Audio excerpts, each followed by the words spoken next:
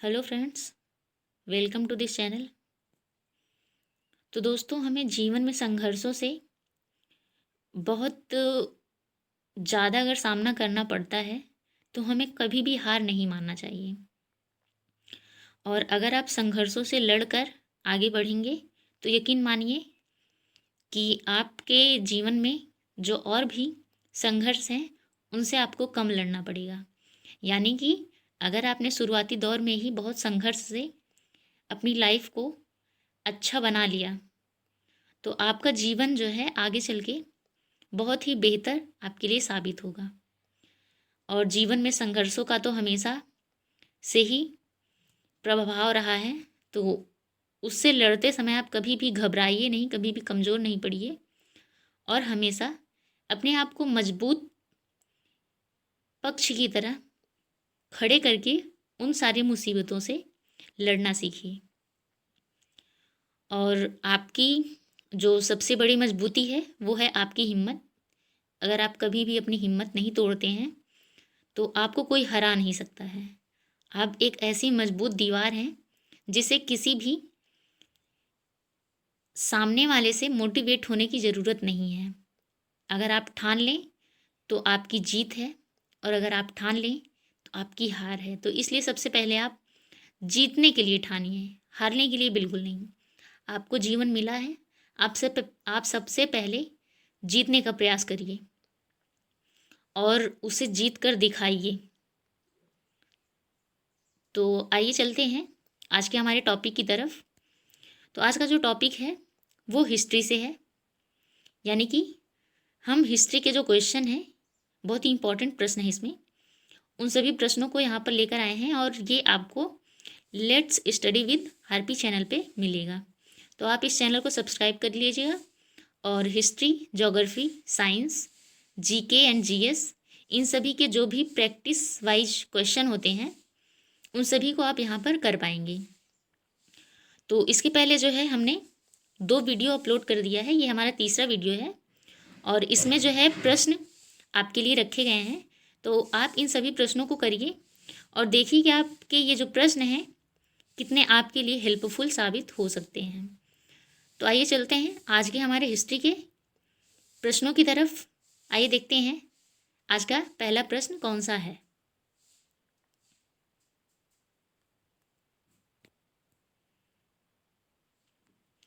तो आज का जो पहला प्रश्न है इसमें दिया है कि जो चोल साम्राज्य की स्थापना विजयालय ने किस साम्राज्य के अवशेष पर की थी। यानी कि चोल साम्राज्य आप जानते हैं दक्षिण राज्य में ये सारे साम्राज्य रहे हैं, चोल साम्राज्य, पांड्य साम्राज्य। तो उसमें पूछा गया है कि इसकी जो स्थापना है विजयालय ने की थी, उसने किस साम्राज्य के अवशेष पर की थी। ऑप्शन आपके दिए गए हैं पल्लव, चेर, राष्ट्रकूट या फिर चालुक्य। आपको इसका उत्तर बताना है। तो यहाँ पर जो है आपका सही प्रश्न है पल्लव, यानी कि का वाला ऑप्शन जो है आपका बिल्कुल सही है। और थोड़ी सी इसमें प्रश्न की मिस्टेक हो गई है, इसका जो प्रिंट है वो गलत हो गया है, तो आप इसे बना लीजिएगा। आपका प्रश्न दिया है चोल साम्राज्य की स्थापना विजयालय ने किस साम्राज्य के अवशेष पर की थी, जिसका आंसर है आपका का वाला, यानी कि यहाँ पर जो का ऑप्शन है वो आपका बिल्कुल सही आंसर है। इसके साथ ही आइए देखते हैं आज के हमारे अगले प्रश्न की तरफ। अगला प्रश्न है इनमें से वह कौन सा राजा था जो वंशानुगत न होकर निर्वाचित था। ऑप्शन दिए गए हैं हर्षवर्धन, धर्मपाल, अमोघवर्ष या फिर उपर्युक्त सभी, यानी कि इनमें से सभी। तो यहाँ पर जो हर्षवर्धन, धर्मपाल और अमोघवर्ष हैं ये तीनों ही निर्वाचित थे, यानी कि यहाँ पर जो है आपका घ वाला ऑप्शन बिल्कुल सही हो जाएगा। ठीक, आइए देखते हैं अगला प्रश्न।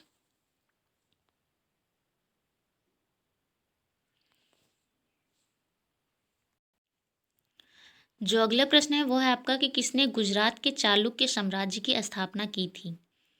ऑप्शन जो है यहाँ पर पहला ऑप्शन है जयसिंह सिद्धराज, पुलकेशिन प्रथम, मूलराज या फिर भीम प्रथम।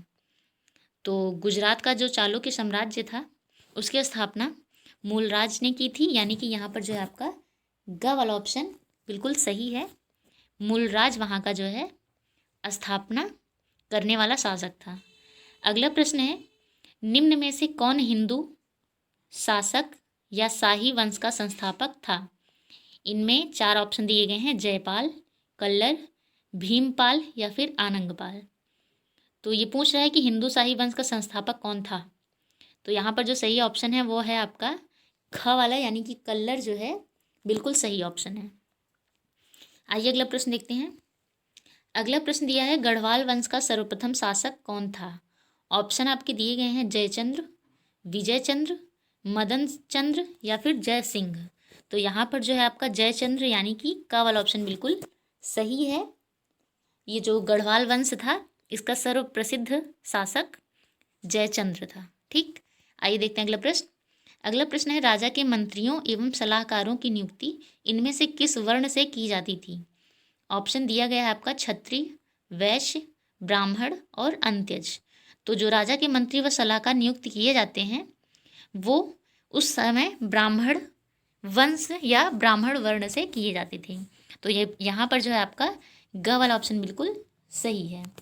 आप इन प्रश्नों को बहुत ही सीरियसली लीजिएगा और इन प्रश्नों को सही करने का पूरा प्रयास करिएगा।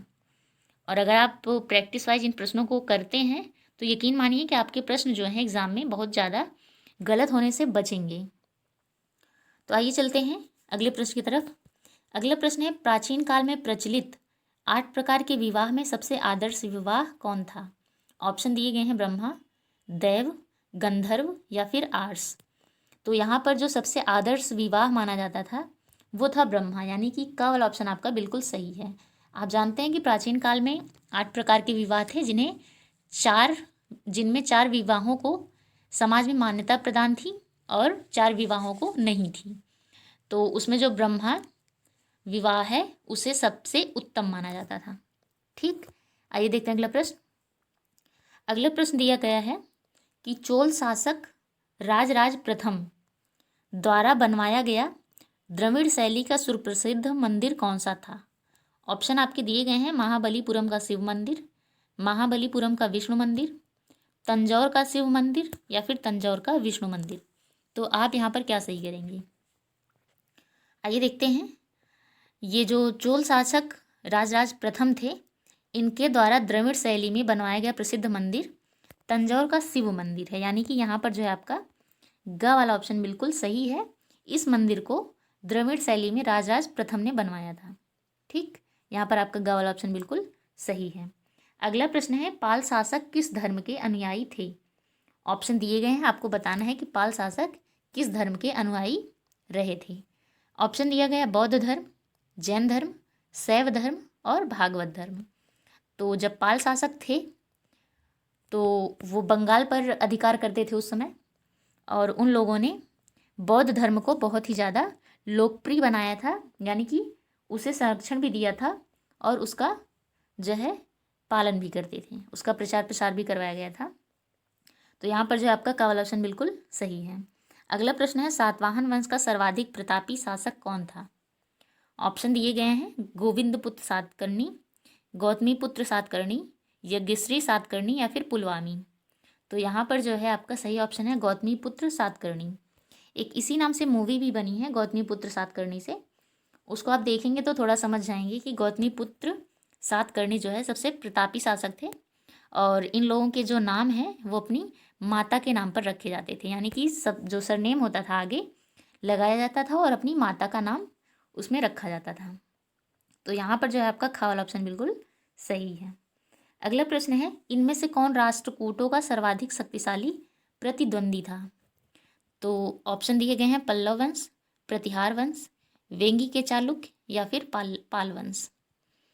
तो जो राष्ट्रकूटों का सर्वाधिक शक्तिशाली प्रतिद्वंदी था वो था प्रतिहार वंश, और प्रतिहार वंश जो है यहाँ पर आपका खा वाले ऑप्शन में है, यानी कि खा वाला ऑप्शन आपका बिल्कुल सही है। ठीक, अगला प्रश्न है, इनमें से राष्ट्रकूटों की राजधानी कहाँ थी? ऑप्शन दिया गया है, कल्याणी, वातापी, मान्यखेट या फिर वेंगी। तो राष्ट्रकूटों की जो राजधानी थी वो थी आपकी मान्यखेट, यानी कि ग वाला ऑप्शन आपका बिल्कुल सही ऑप्शन है। ठीक, आइए देखते हैं अगला प्रश्न क्या। अगला प्रश्न है, चालुक्य सम्राट पुलकेशिन द्वितीय ने निम्नलिखित में से किसे परास्त किया था, या निम्न में से किसे परास्त किया था। ऑप्शन दिए गए हैं, आनंदपाल, हर्षवर्धन, समुद्रगुप्त या फिर चंद्रगुप्त विक्रमादित्य। तो यहाँ पर जो है आपका सही ऑप्शन है हर्षवर्धन, यानी कि ख वाला ऑप्शन आपका बिल्कुल सही है। चालुक्य सम्राट पुलकेशिन द्वितीय को हर्षवर्धन ने पराजित किया था। देखिए, हम यहाँ पर कोई भी अनावश्यक बातें नहीं करना चाहते हैं, इसलिए हम बहुत ज़्यादा नहीं बोलेंगे, क्योंकि यहाँ पर आपको प्रश्नों को सॉल्व करना है। और अगर आप अपने प्रश्नों पर ध्यान अधिक देंगे तो ज़्यादा सही है, क्योंकि अगर इधर उधर की बातें होने लगेंगी तो थोड़ा प्रॉब्लम हो जाएगी, आपका दिमाग और ध्यान जो है भटक जाएगा। तो इसलिए हम सबसे पहले प्रश्नों को करेंगे और बाद में बात करेंगे, ठीक। अगला प्रश्न है, दक्षिण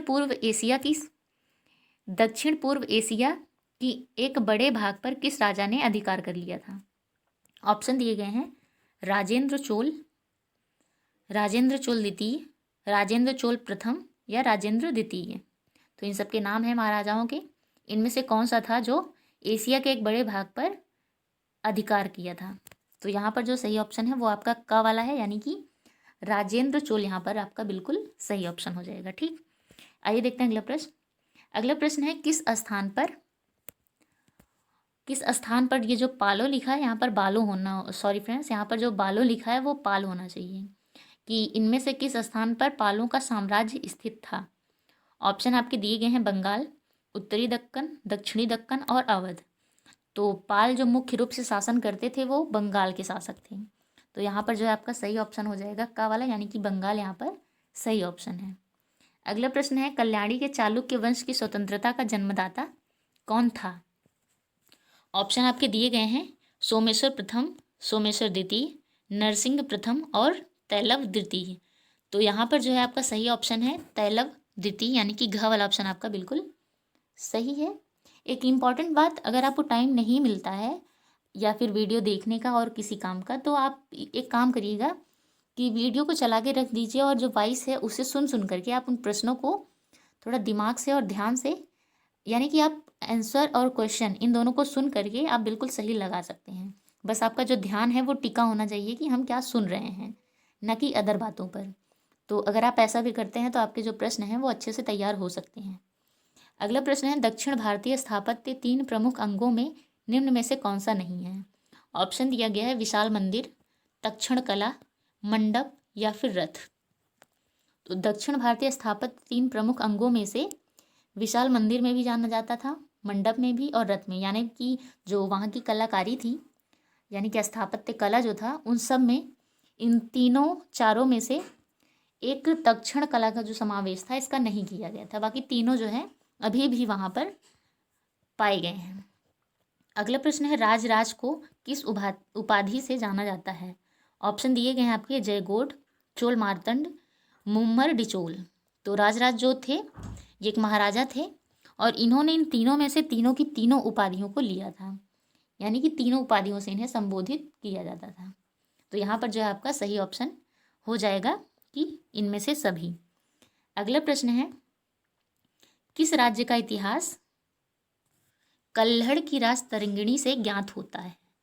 तो आप इसको बना लीजिएगा, कुछ और लिख गया है, किस राज्य का इतिहास कल्हड़ की राज तरंगिणी से ज्ञात होता है। ऑप्शन आपके दिए गए हैं, बंगाल, गुजरात, कश्मीर और बुंदेलखंड। तो कल्हड़ की जो राज तरंगिणी थी उससे हमें मुख्य रूप में कश्मीर के बारे में वर्णन किया गया है और हमें पता चलता है कि कश्मीर की क्या स्थिति थी, कैसा राजकाज था, इन सब के बारे में हमें कल्हड़ की राज तरंगिणी से ही पता चला है, ठीक।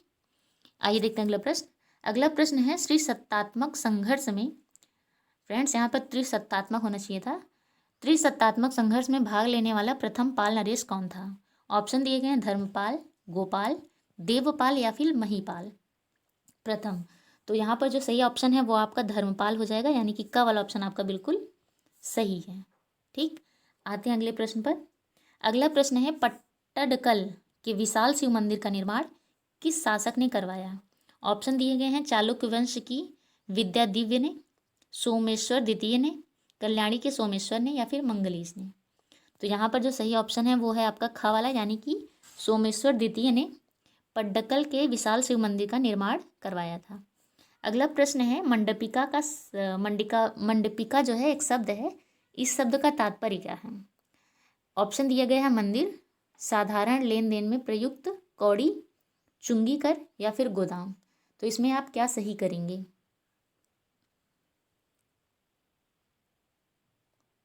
तो यहाँ पर जो आपका सही ऑप्शन है वो है चुंगी घर, यानी कि ये जो ग वाला ऑप्शन है वो आपका बिल्कुल सही हो जाएगा। आप इस गलत फहमी में बिल्कुल मत रहिएगा। अगर कोई प्रश्न पूछा है तो इसमें जो बड़ा वाला ऑप्शन होता है लगभग, यानी कि माना जाता है कि वही सही होता है। तो थोड़ा सा आप कभी कभी प्रश्नों के प्रति सतर्क भी रहिए कि ज़रूरी नहीं है कि सारे प्रश्नों में यही हाल हो। कई कई ऐसे प्रश्न रहते हैं कि उसमें जानबूझ के बड़ा ऑप्शन दिया जाता है और आपको थोड़ा कन्फ्यूज करने के लिए जो ऑप्शन है उसे चेंज कर दिया जाता है। तो यहाँ पर जो मंडपिका का शाब्दिक अर्थ है वो है चुंगी घर। ठीक, अगला प्रश्न है कृषि उत्पादन में सामान्यतः राजा का अंग क्या कहलाता था? भोग, भाग, कर या फिर हिरण। तो यहाँ पर जो कृषि उत्पादन में राजा का अंग होता था उसे भाग कहते थे। ठीक, यहाँ पर जो है आपका का वाला ऑप्शन बिल्कुल सही है। उस समय इसे भाग के नाम से जाना जाता था।